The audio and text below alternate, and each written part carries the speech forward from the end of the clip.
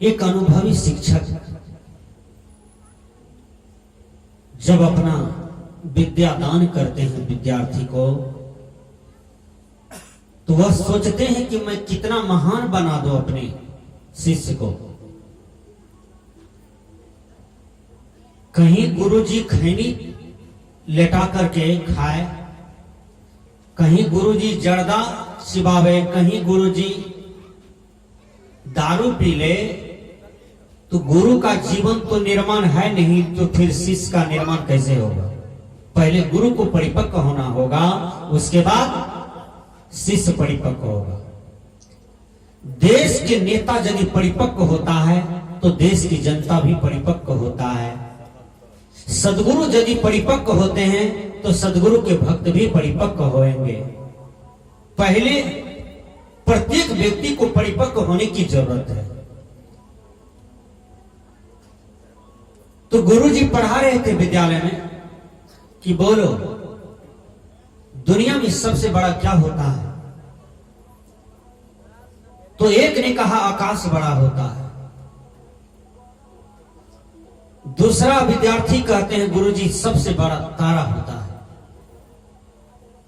तीसरा विद्यार्थी कहते हैं गुरुजी सबसे बड़ा तो सूरज होता है, चौथा विद्यार्थी कहते हैं गुरुजी सबसे बड़ा तो चंद्रमा होता है, पांचवा विद्यार्थी कहते हैं गुरुजी सबसे बड़ा तो बादल होता है, और छठवां विद्यार्थी कहते हैं गुरुजी सबसे बड़ा तो पहाड़ होता है, सातवां विद्यार्थी कहते हैं गुरुजी सबसे बड़ा तो धोतल होता है, और आठवां विद्यार्थी जो था वो गुरु महाराज का शिष्य था। वो अपने माता पिता का भी सच्चा पुत्र था, क्योंकि वह आध्यात्मिक नॉलेज को प्राप्त किया था, क्योंकि उसके आंगन में अध्यात्म की बातें गूंजता था। बच्चों को सबसे पहले संस्कार कौन देता है? बोलिए आप लोग। सबसे पहले संस्कार मां देती है, उसके बाद पिता देते हैं, उसके बाद समाज के लोग देते हैं, उसके बाद पूरा राष्ट्र विश्व का संस्कार पड़ता है। जो बच्चा सही जवाब दिया, आठवां बच्चा, उस बच्चा को अध्यात्म से ज्ञान मिला था, वो कहते हैं गुरुजी सबसे बड़ा संसार में गुरु होता है। गुरुजी वह बच्चा को पीठ थपथपा दिए, आशीर्वाद दिए, बेटा तुम एक दिन देश के होनहार होगे। इधर जो 8 विद्यार्थी था वह मानने को तैयार नहीं हुआ। उसने कहा हम लोग जितनी जितनी बात बोले हैं वो सत्य है, क्योंकि यदि आप बड़ाई की बात कहे हैं तो जो बड़ा दिखाई पड़ेगा वही न बोलेंगे। गुरुजी हंसने लगे और गुरुजी कहते हैं नहीं बेटा, जो सच्चे गुरु होते हैं ना तो वो शिष्य उत्तर ले लेते हैं, प्रैक्टिकल करके उत्तर देते नहीं है। गुरुजी ने कहा कि यहां प्रैक्टिकल करने की जरूरत है। जो विद्यार्थी 8वां विद्यार्थी जो कहा था कि बोतल बड़ा होता है, तो कुछ विद्यार्थी और इसके समर्थन में आ गए, कहा कि बात सही है, संसार में सबसे बड़ा बोतल होता है, ये धरती सबसे बड़ा है। गुरुजी 10 मिनट के बाद आए और लाल कलम चला दिया और लिख दिया कि यदि बोतल बड़ा तो क्यों शेषनाग पर खड़ा। अब सब पछताने लगे। पुरानी कहावत में है, लोग बोलते हैं कि धरती शेषनाग पर खड़ा है, तो जिस पर खड़ा है तो वो न बड़ा होगा, और वो यदि अपना पीठ हटा ले तो डगमगा जाएगा। तो बड़ा तो वो है जो उसका वजन सहा होगा, वो न बड़ा है। सब विद्यार्थी रटने लगे शेषनाग बड़ा। फिर गुरुजी 10 मिनट के बाद आए, लाल कलम चला दिए, कहा यदि शेषनाग बड़ा तो क्यों शंकर के गला पड़ा। शेषनाग कहां है? शंकर भगवान के गले में है। अब सब विद्यार्थी रटने लगे शेषनाग बड़ा, शेषनाग बड़ा, शंकर बड़ा, शंकर बड़ा, शंकर बड़ा। तो सभी विद्यार्थी रटने लगे शंकर बड़ा, शंकर बड़ा। फिर गुरुजी आए, कलम चला दिए, कहा यदि शंकर बड़ा तो क्यों हिमालय पर खड़ा। शंकर भगवान कहां खड़े हैं? हिमालय पर खड़े हैं। तब सब रटने लगे हिमालय बड़ा, हिमालय बड़ा। फिर कहने लगे हिमालय बड़ा, हिमालय बड़ा, सब रटने लगे। फिर 10 मिनट के बाद गुरुजी आए, लाल कलम चला दिए, कहा प्रश्न उत्तर गलत है। यदि हिमालय बड़ा तो क्यों हनुमान जी के हाथ में पड़ा। हनुमान जी सजीवन बूटी लाने गए थे तो हिमालय ये उठा करके चल दिए, तो जो हिमालय को उठा लिया तो वो बड़ा है भैया। तब सब विद्यार्थी रटने लगे हिमालय बड़ा, हिमालय बड़ा, हनुमान बड़ा, हनुमान बड़ा।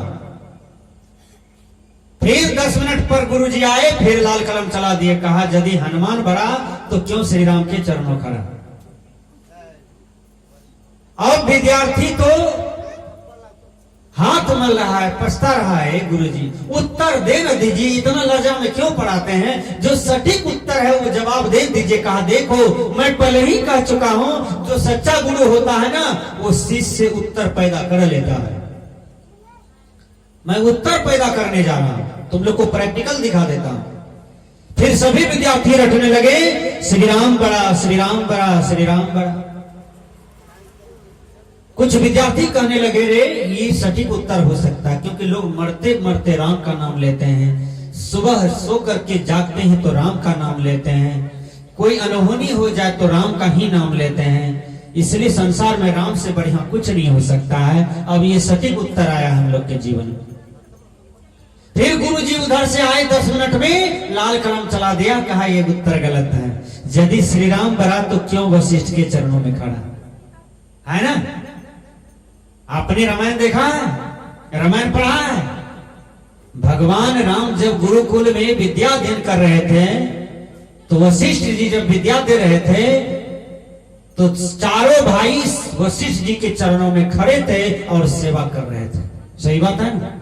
तो जो गुरु का सेवा करते हैं तो वो गुरु बड़े हो गए। बोलिए गुरु बड़े हो गए, श्री राम तो छोटे न हो गए। तो सबसे बड़ा कौन होता है? गुरु। गुरु की महिमा अनंत, अनंत किया उपकार, लोचन अनंत उघारिया, अनंत दिखावना। बिन सदगुरु संसार में मिले न आत्म ज्ञान, भटकत इत उत जन्म भर, विवश मोह अज्ञान। गुरु की महिमा अनंत, अनंत कियो उपकार, लोचन अनंत उघारिया, अनंत दिखावना। गुरु की महिमा का यदि वर्णन किया जाए तो वेद भी छोटा, शास्त्र भी छोटा, बाइबिल भी छोटा, कुरान पुराण भी छोटा पड़ जाता है। सृष्टि की सारे कल खत्म हो जाएंगे, सृष्टि की सारे कापियां सॉफ्ट पड़ जाएंगे, लेकिन गुरु का जो महिमा है वो व्याख्या नहीं कर पाएगा।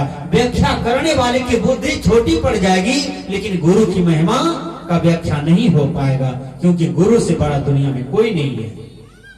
इसलिए 1 जनवरी के दिन हम लोग आज शुभ संकल्प लें कि यदि हम निगुरा हैं तो गुरु कर ले।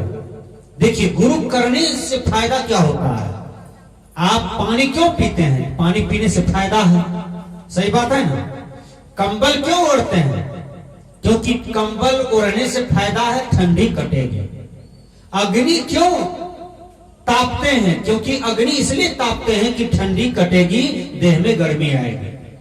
पंखा क्यों चलाते हैं? क्योंकि गर्मी का मौसम है, पंखा चलाएंगे शरीर शीतल हो जाएगा, है ना। सबका गुणधर्म है ना। तो गुरु जब आप करेंगे तो गुरु आपके जीवन को फायदा देगा, लाभ देगा। वो लाभ क्या है? वो लाभ है आवागमन की चक्र को क्षय करना, है ना। जन्म मरण की चक्र को क्षय करना दुनिया में ये सबसे बड़ा रोग है। सबसे बड़ा रोग क्या है? यदि आप बाहरी रोग के बारे में सोचें तो लोग कहते हैं कैंसर। यदि कैंसर हो गया तो उसका कोई आंसर नहीं है ना। लेकिन विचार कीजिए, ये जन्म मरण का जो रोग लगा हुआ है, बार बार कुत्ते जोनी में जाना, बिल्ली जोनी में जाना, गाय माल में जाना, बकरी में जाना, कितना दुख आप सहते हैं। उसमें भी तो आत्मा है। वो कौन सी आत्मा गया है? जो आत्मा गंदा सोच विचार चिंतन किया है, वही आत्मा वो जोनी में जाकर के फंस गया। उनसे मुक्त होना चाहते हैं तो आपके जीवन में सद्गुरु चाहिए। देखिए विवेकानंद स्वामी को वैराग हुआ तो गुरु किए ना, गुरु नानक को वैराग हुआ तो गुरु किए ना, बाबा मीही को वैराग हुआ तो गुरु किए ना, कबीर साहब को वैराग हुआ तो गुरु किए ना। बिना गुरु का दुनिया में कहां कोई है? सबके जीवन में गुरु है, इसलिए निगुरा न रहे, गुरु करें। अब कुछ लोग कहते हैं यदि गुरु करेंगे तो कंठी लेना होगा, मंत्र लेना होगा, चेंगा बुआड़ी सिंगी माछ डोका कांकुर छोड़ना होगा। हैं? कुछ आदमी तो कहते हैं बाबा कंठी नहीं धारता है। देखिए आदमी चतुर चालाक कितना है, देवी देवता का नाम लगा देते हैं कि कंठी नहीं धारता है। उसी को पूछिए तब क्या धारता है, तुम्हारे गला में क्या क्या है, तो वो क्या दिखाता है? बद्धी है, करिया बद्धी वो धारता है, ललका बद्धी धारता है, सोना का चैन धारता है, चांदी का सिकड़ी धारता है,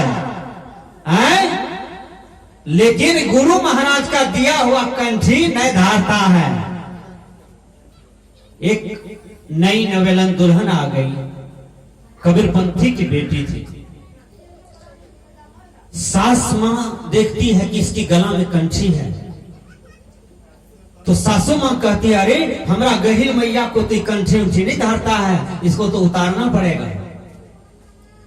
अब बहुरानी कहती है मैं तो जब से जन्म लिया हूं तब से मेरे गला में कंठी है, साधु महापुरुष मेरे यहाँ आते थे, उन्हीं का देन है, उन्हीं का देन है, इसको तो हम पालन करेंगे।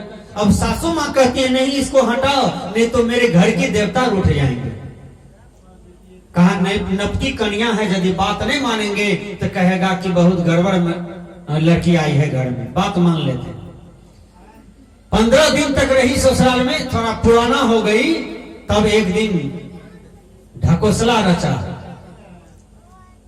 रचा कि हमको देवी मैया चढ़ता है देह पर। झाड़ू लगा रही थी, बस एक बागे थर-थर करने लगी। आंगन में सब था, दौड़ करके आया, कहा हाँ, पकड़ करके ले गया, लेटाया, कहा आप कौन है? कहा हम गहील मैया हैं। देखिए, कहा आप गहील मैया है? कहा हाँ। कहा क्या चाहते हैं? कहा चाहते हैं कि मिठाई घी वाला हमको चाहिए, उसका भोग चाहिए। कहा हाँ मैया आ जाएगा, फारबिसगंज से लाते हैं। एक आध लड़का को भेजा लाने के लिए। तब कहा कि मैया और कुछ चाहते हैं? कहा हाँ, इस घर में जितना भी काठ का सामान है सबको फेंको, नहीं तो सबको बर्बाद कर देंगे हम। अब जितना लकड़ी का सामान था, काठ का सामान था, सबको फेंकवा दिया। पलंग था, चौकी था, कुर्सी था, केवाड़ी था, सबको कहा धाड़ में फेंका, फेंकवा दिया। जब फेंक दिया सब चीज, तब 1 घंटा के बाद, वो तो ढकोसलन किया था, तब 1 घंटा के बाद खूब हंसती है और पूरे परिवार को बुलाती है और कहती है देखिए हम तो ढकोसला किए थे, आप लोग सचकुरवा काम कर दिए। कहा नहीं, हम लोग को बड़ी डर हो गया कि देवता आपके देह पर चढ़ गया। तब कहते हैं देखिए हमारे गला में जो काठ का कंठी था, आप फिर बोले थे कि देवता को नहीं चढ़ता है, हम ढकोसला कर लिए तो आप लोग विश्वास कर लिए। ये आडंबर ज्ञान जो है समाज में पंडित लोगों ने, ब्राह्मणों ने यहां पर लोगों को जाल में फंसाया था। ये कोई देवी देवता किसी के देह पर चढ़ता नहीं है, समझ गए? ये लोग बीमारी है, कोई जो तलमलाता है, गिरता है, बोकता है, अनाप शनाप बोलता है, अकड़ बकड़ बोलता है, ये सब बीमारी है। बहुत आदमी देखिएगा सोया है, नींद में बोल रहा है, तो इसका मतलब क्या है? उस पर सोखा मुखा चढ़ गया है? नहीं, दिन में जो चिंतन किया है वही बोल रहा है, समझ गया? तो सपना देख रहा है, बोल रहा है। तो ये सब भ्रम में न पड़िए। आइए मैं